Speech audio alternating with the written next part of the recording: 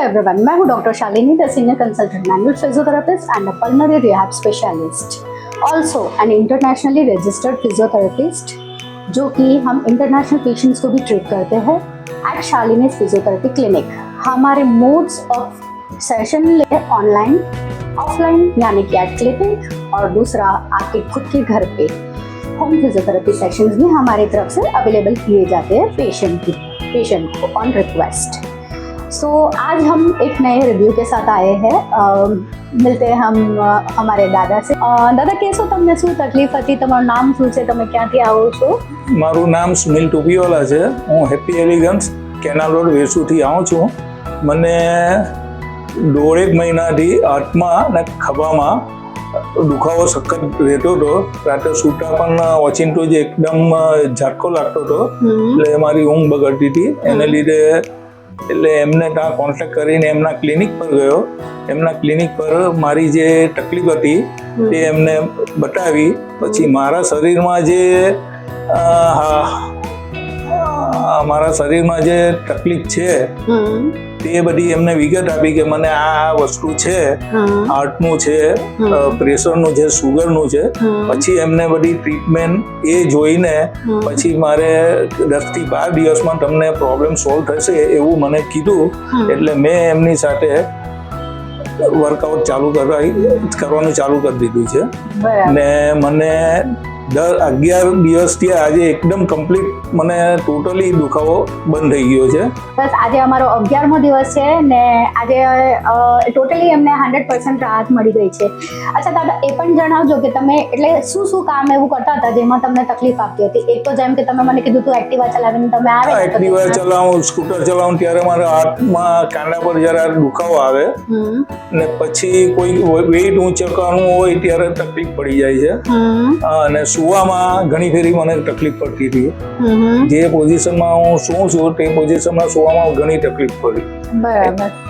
દાદાનું એક સવાલ હતું જ્યારે આવેલા ત્યારે કે એટલે અને મશીનો આપણે કેમ નથી વધારે મૂકતા, તો દાદા એનું એક્સપ્લેનેશન તમે મને આપશો સેજ?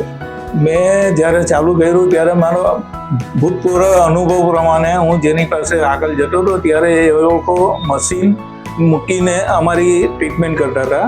ત્યારે શાલિનીબેનને એ જ કીધું કે તમે મશીન કેમ નથી મૂકતા? ત્યારે એમને સજેસ્ટ કર્યું કે તમને હાર્ટમાં જે સ્ટેન્ડ મૂક્યા છે એટલે અમુક રોગમાં આવું વસ્તુ મશીન મુકાય એવા નથી, એટલે તમે જેટલી ફિઝિકલ એક્સરસાઇઝ કરશો એટલું જલ્દી તમને રિઝલ્ટ સારું મળશે। રાઈટ। એટલે કહેવાનો અર્થ એ છે કે પેશન્ટની હિસ્ટ્રી જાણવી બહુ અગત્યની છે। એટલે આપણને જો હિસ્ટ્રી નહીં ખબર હોય કે અને કઈ બીમારીમાં આપણે કઈ મશીન મૂકવી ને કઈ બીમારીમાં આપણે મૂકવી જ નહીં। અચ્છા, ઘણા પેશન્ટ એવા પણ હોય છે જેમાં આપણે મશીન મૂકી જ નથી શકતા। તો મારો પ્રશ્ન એ છે કે મશીનોથી જો સારા થતા હોય તો અમારે ફિઝિયોથેરાપી ટ્રીટમેન્ટની શું જરૂરત છે? એટલે અમારે ફિઝિયોથેરાપિસ્ટની પણ શું જરૂરિયાત છે? રાઈટ। એટલે અમારો મેઇન રોલ તો એ જ છે કે અમારે એક્સરસાઇઝ વડે જ પેશન્ટને ઠીક કરવાનું છે।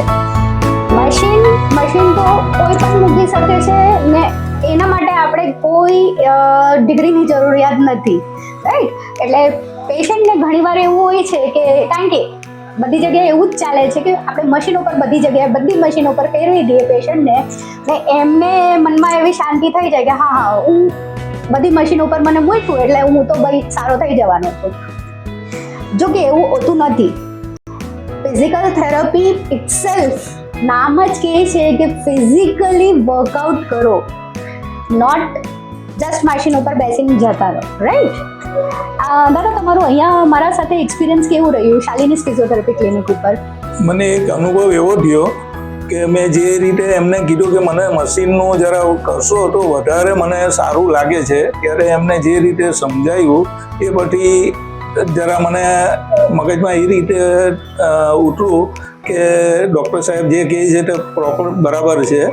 2-3 દિવસ મને કર્યું એનાથી ઘણો 2-3 દિવસમાં જ રાહત થવા માંડી ને એમના માટે એ કહું કે જે એમને મને દાદા તરીકે જે ઉદ્બોધન કર્યું છે એના પરથી મને ઘણું સારું લાગ્યું ને જ્યારે હું ટ્રીટમેન્ટ લેતો હતો ત્યારે મને એવું જ લાગતું હતું કે મારા ઘરની છોકરી મને ટ્રીટ આપે છે ને એ રીતે એમની સાથે મેં સપોર્ટ આપ્યો, એને લીધે આજે હું 11મા દિવસે એકદમ ક્યોર થઈ ગયો છું। પેશન્ટને અમારા સાથે સારું લાગવું બહુ ઇમ્પોર્ટન્ટ. એટલે પેશન્ટ એનામાંથી જ અડધો તો એના દુઃખ દર્દમાંથી બહાર આવી જાય છે. જ્યારે એમને કમ્ફર્ટ ઝોન અમે આપીએ એટલે એ લોકો એ વસ્તુને ધીરે ધીરે એક્સેપ્ટ કરીને એને સમજવા લાગે. દાદા, બીજું તમને અહીંયાનું વાતાવરણ કેવું લાગ્યું? મને અહીંયાનું વાતાવરણ ઘણું સારું લાગ્યું. એક હજી લાસ્ટ ક્વેશ્ચન છે કે શું તમે શાલિની ફિઝિયોથેરાપી ક્લિનિકને તમારા રિલેટિવ્સ, તમારા ફ્રેન્ડ્સ કે જેમને પણ તમે જાણતા હો એમને શું રેકમેન્ડ કરવા માંગશો? ચોક્કસ, એમાં કંઈ ખોટું નથી. જે પણ ફ્રેન્ડ્સ હોય, રિલેટિવ હોય કે કોઈ પણ એક્સવાઇઝેડ હોય, તેને એટલું જ જ્યારે મારી પાસે કોઈ આવશે ને એવું મને ખબર પડશે તો હું પહેલું રેફરન્સ ડૉક્ટર શાલિનીબેનનો હું રેફરન્સ આપીશ. દાદા, આજનું પણ તમે કહેશો, તમે સાથે તમારા જોડે લઈને આવ્યા હતા એમનું? આજે મારા ભાઈની વાઈફને કમરનો દુખાવો ઓચિંતો જ થયો છે. આમ તો ઘણા ટાઈમથી છે. આજે એમને હું મારી સાથે લાવ્યો ને એમને બધું ચેક કર્યું છે એટલે એમને એ કીધું કે તમારે ટ્રીટમેન્ટની જરૂર છે.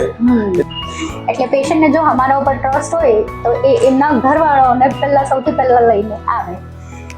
એટલે બસ એ જ છે કે શાલિની ફિઝિયોથેરાપી ક્લિનિક ઉપર અમે પેશન્ટનું ટ્રસ્ટ પૂરેપૂરું મેન્ટેન કરીને રાખીએ અને પેશન્ટને શું જરૂરિયાત છે ને શું નથી જરૂરિયાત એનું પણ ડિફરન્સ અમે સમજાવીએ છીએ, કારણ કે એ બહુ ઇમ્પોર્ટન્ટ છે. હું પોતે ગુજરાતના ફર્સ્ટ ફિઝિયોથેરાપિસ્ટ સાથે કામ કરી રહી છું, એટલે મને ખબર છે કે અમારા સર અમને કેવી રીતે ટ્રેન કરતા. અમને એ વસ્તુનું જ્ઞાન છે કે અમારે શું કરવું અને શું નહીં કરવું અને અમારે કઈ મશીનો મૂકવી. તમે પોતે દાદાને પૂછી લો, હું એમને મશીનનું કેટલું ટાઈમ આપું છું. દાદા, તમે કહેશો કેટલું મશીનનું ટાઈમ આપું? મશીનમાં મને 5 મિનિટમાં એક મશીન મૂકે ને એક બીજું 5 મિનિટમાં પોતાની હિસાબે વાઇબ્રેટનું કરે છે. ખાલી ટોટલી 10 મિનિટ મને મશીનનું કરે છે. છતાં દાદા, તમને કેવું લાગ્યું? મને ઘણું સારું લાગ્યું. ને ફિઝિકલ એક્સરસાઇઝ હું તો ઘણાને એવું હવે કહેવા માંગીશ, બને તેટલું ફિઝિકલ એક્સરસાઇઝ કરાવો તો તમને બને તેટલું જલ્દી રાહત થશે. હા, શરૂઆતમાં દુખાવો રહેશે, પણ જેમ ફિઝિકલ એક્સરસાઇઝ રેગ્યુલર તમે એમની પાસે કરાવશો તો તમને દુખાવાના રાહત ઘણા સારા થશે, રિઝલ્ટ ઘણું સારું આવશે. એટલે આપણે જો લોંગ ટર્મ માટે ફિટ થવું હોય કાં પછી 100% રિઝલ્ટ જોઈતું હોય કોઈ પણ વસ્તુને, તો કન્સિસ્ટન્સી મેન્ટેન કરવી પડે અને થોડુંક ટ્રસ્ટ. હું જાણું છું નોટ એવરીવન ઇઝ ટ્રસ્ટ વર્ધી, એટલે આપણે બધા ઉપર ટ્રસ્ટ નથી કરી શકતા, પણ નોટ એવરીવન ઇઝ સેમ. તો દાદા, થેન્ક યુ કહેવા માંગુ છું તમને. Thank you.